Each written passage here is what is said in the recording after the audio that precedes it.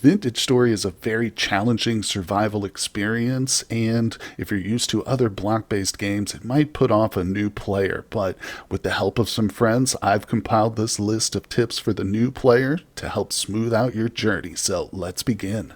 So once you've decided on the type of world you want, whether standard, exploration, or one of the others, give it a name, come down to the Customize button and take a look at all the settings here. There's quite a few, but one of the most important ones, which you might overlook, is under World Generation. Here where it says Landcover, its default set to 100%. What this means is that this world will not generate an ocean. It's going to be 100% landmass. You'll have some big lakes, but if you really want to utilize the new sailboat, for instance, that's just been released in 1.20 update, you probably want to have a bit of ocean here. So scale this back to whatever percent of land you want versus ocean. And there you go. That's our first tip. Now the second one also applies to world generations. So if you are playing a single player and you don't plan on using classes at all, or maybe you want the class, but you also want access to all the other recipes that classes have, come back down here to the last tab and unselect class exclusive recipes. So turn that off,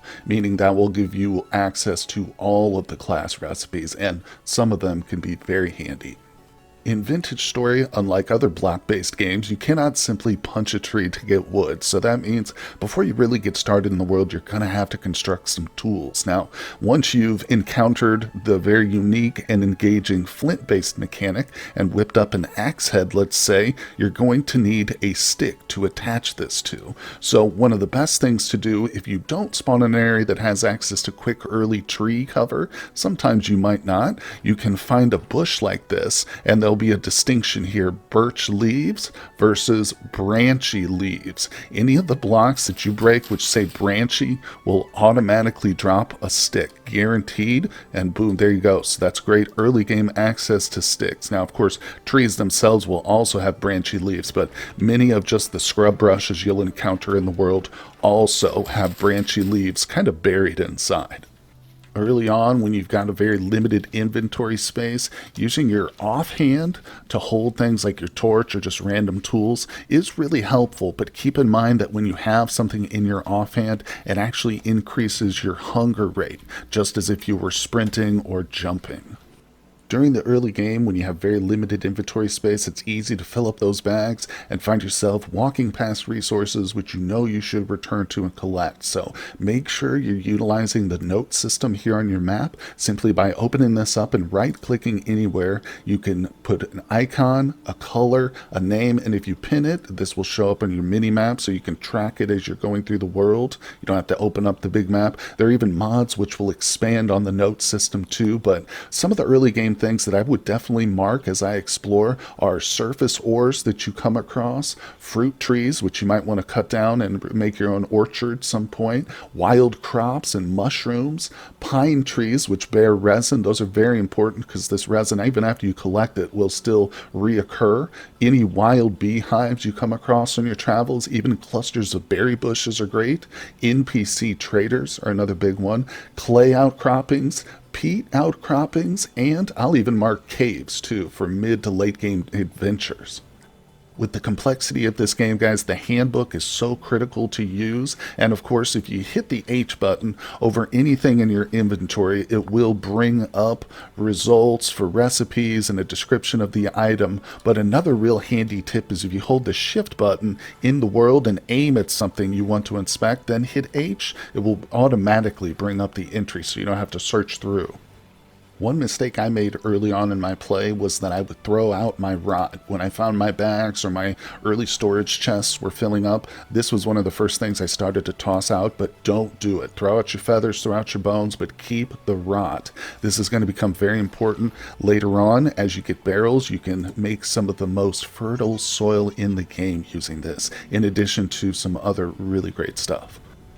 couple of notes about bones. So early on, you're definitely going to want to collect some bones for yourself. Number one, if you leave the skeleton of an animal behind in the wild, it will inhibit its spawning. So you want to clear those skeletons of boars or rabbits that you hunt and maybe leave them if you kill a bear or a wolf. That way you won't see them as often. And number two, with the bones, they can actually be used as a handle for some of your early game flint tools. Not all of them, but it actually does give a little bit more durability to things like the knife and the axe. One of the most important early game resources is cattails, but they are also pretty important straight through to the mid and late game, as you do use them for replacing your beehives as time goes by. So make sure that not only are you taking the tops, but you can grab the root. First of all, they serve as an early game food, but I wouldn't recommend that. Make sure you're replanting these near your base, and just remember you don't actually have to plant them near water. Cattail roots can go anywhere as long as you're crouching and there's no grass.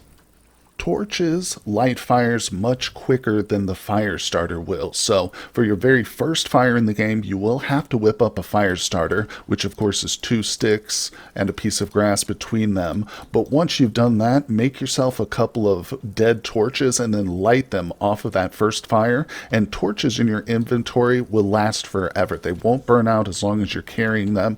Once you place them, they do have a 48-hour countdown, but if you hit it, pick it up, that will renew the countdown. And of course, as long as you don't have them out when you go swimming, these torches will last forever, and they are much superior to the fire starter.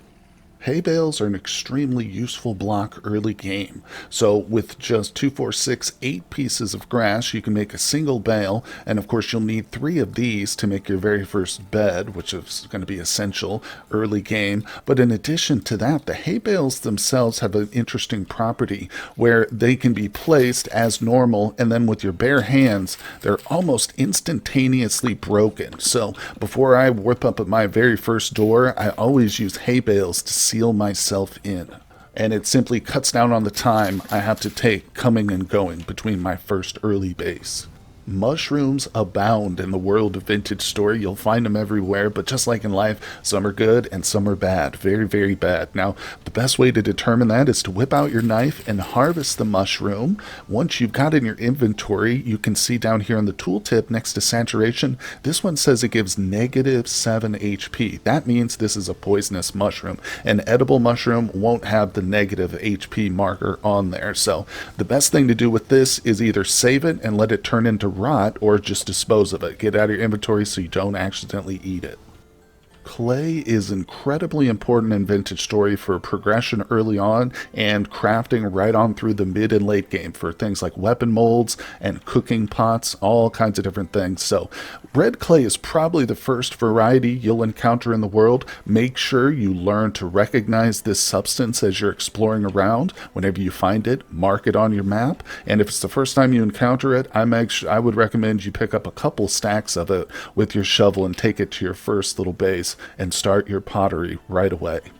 One of the coolest mechanics in vintage story is the ability to preserve your food long term, and with some methods it can be preserved for years. Now in late game I like to get real elaborate with big wine cellars and things like that, but really all you need is a small controlled environment. So in the early stages of the game, this is what I use. A simple 1 by 2 deep pit is enough, and then if you have your storage vessel already fired up ready to go, crouch and place it down there in the bottom. Now of course you'll put whatever foods you want to preserve in here, even if it's for short term, between cooking sessions, throw your raw meats in here and stuff, and then seal it up with a hay bale. Now that is enough right there to kick in preservation timer for your food. So until of course you reopen it to access it. Once you get that clay home, you're going to want to mold it and then fire it. Very important. So let's talk about the pit kilns you'll be using. Very easy concept. It's simply a hole in the ground where you will place the raw molds, cover it with grass, sticks, and then using either logs or better off peat, you can fire your clay and turn them into solid molds that you can use. But a couple things to note here. You're going to want to dig A single square, doesn't need to be any deeper than that, but make sure you clear any grass around it, because if you light this, it's going to start the grass on fire, which I highly recommend you do what I've done here and whip up some packed dirt out of some low fertility soil and use that as the surroundings. This way it'll inhibit any grass growth. And very important, make sure that you cover your kilns here so that they're not exposed to any rain. Also, if you've got molds that you're going to pour hot metal into, those need to be covered as well. So keep the rain in mind.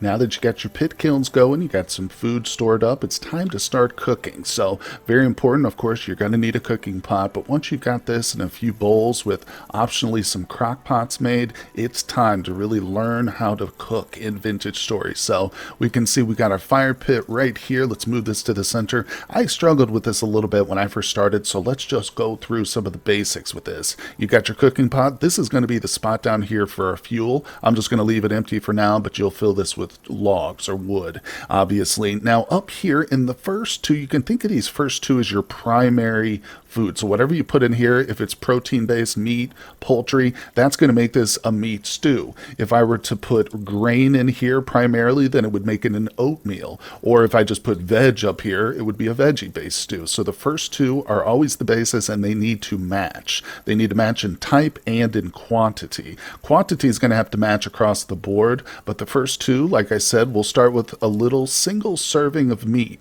And you know that you've got your recipe right, and it will cook properly when it tells you what it's going to create. So if I take one out, you can see the tooltip disappears, but this is just a single plain serving of red meat stew as it is. Now, if I want to make it more interesting, add some more saturation to this stew, which is definitely recommended, I'll toss a carrot in there, which bumps it up to slightly more complex. But for even better, we'll toss in a single berry. So this will now be a full variety of stew here. You can't put anything else in there, obviously, but it's just a single serving. I've been a little bit lackluster in my hunting, so I don't have a lot of meat. If I wanted to make full serving of 6, I could stack grain in there because my grain has just suddenly started harvest, so I can put those in there. And boom, now you can see this would be fairly potent. Might not have the same saturation because meat is pretty good, but this is a really good alternate food right here early on, just making some sort of mash or porridge out of it. And like I said, you can go with the strictly veg-based stew as well too. But one last thing to touch on with your nutrition, if we hit the C button, open up our character panel, you'll see that our actual hit points are based on the variety of nutrition we get. So it's important to keep a balanced diet.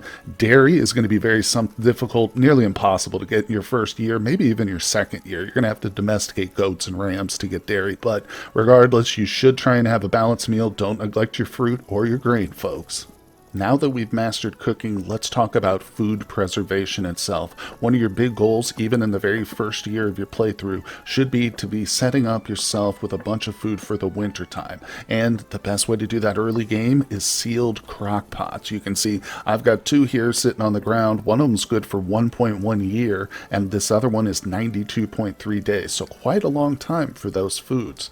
And if we see our porridge has just finished, so let's grab this. What we're going to want to do is after we've whipped up some crock pots, we will pour 4 servings automatically into there. Now you can see I've still got a little bit of food left over. There's 2 servings left because I did 6 in the crock pot. I could pour 2 into this over here, but that kind of, wastes 2 slots on that crock pot. So I'll just pour the leftovers into the bowls, and that's what I'll use for my meals in between here. But this pot with 4 servings is now a good choice to seal up for long term. And you can see here, it doesn't say anything about it being sealed. What we need is a lump of fat.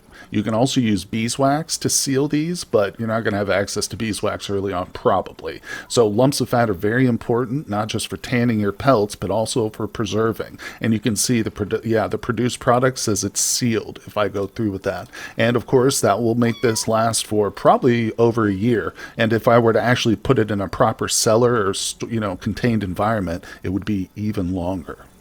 As you probably noticed, Vintage Story is a pretty hostile world, whether it's bears, wolves, or the creepy crawlies that come out at night. You're going to want some protection early game, and in fact, there is some really early game armor too that you can outfit over here. So, first of all, come to your inventory. You're going to want to have some firewood on you. Hit H, and it'll pull up the recipe for the improvised body armor. And you can see with just a little bit of firewood, grass, and a knife, you've got yourself at least some protection. And it's not great, but it's better than nothing. So let's go ahead and whip this up real quick, and we'll put it on our character before we even go out there and try and face off against a boar or something like that. You know, it's better just be prepared. Torches are great for lighting up your environment, but once you place them on a wall, they start a 48-hour countdown, which they will burn out, so it takes a lot of resources to maintain them. If you're in an enclosed environment, don't neglect the oil lamp here. With simply a bowl and a lump of fat, you can create an infinite light source. It is fairly low in terms of its light output, but it's a very, very handy early game source.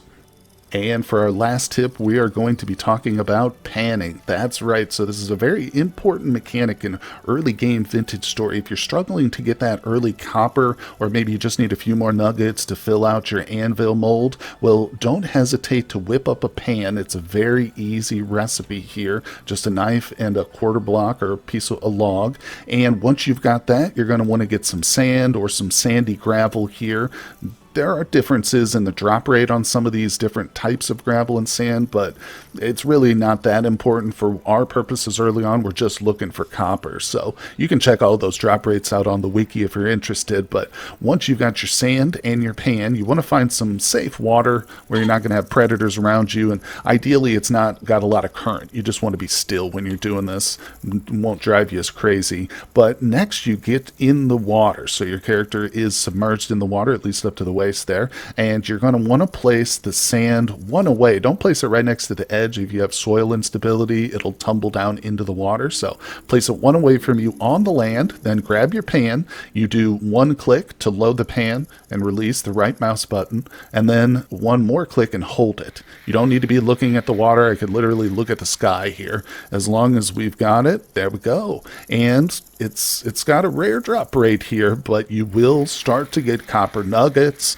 Sometimes you'll get arrowheads of different varieties, whether it be flint or copper. You'll also even come across gold and silver nuggets, which is helpful if you're going to go for that elusive black bronze. But nonetheless, guys, it's nice to finish this video with some panning, I think.